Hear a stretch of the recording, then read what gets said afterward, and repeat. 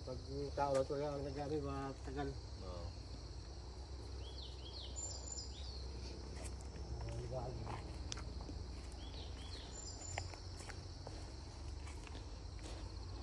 Ito po yung pathway palabas from the Bahay Kubo.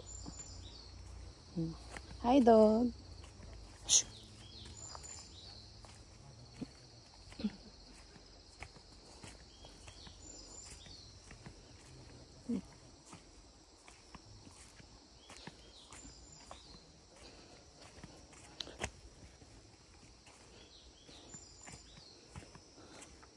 May lakad po na mga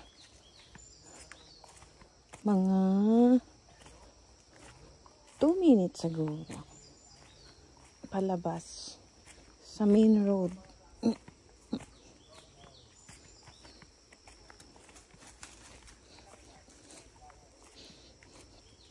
Ito pong stick na to, may lake po dyan sa ilalim.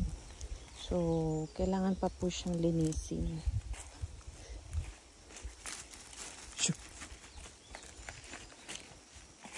Yun pa lang po yung malinis na pathway. Ito po, medyo madumi pa. Tapos, halos balik na po ito.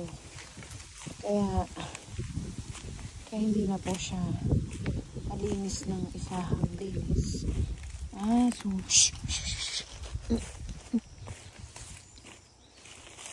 So, nasa 2 minutes na po tayo. Hindi pa tayo nakarating dun sa labas. Kasi medyo makalat.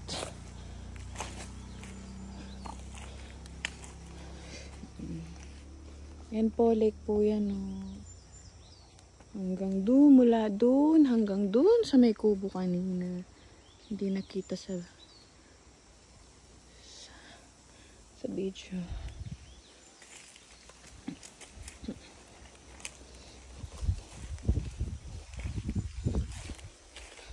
So, ito pong nilalakaran natin.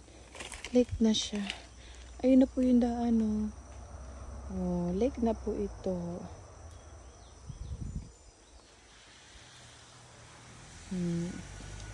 Yan na po yung main road. So, mga 1 minute siguro kung malinis na.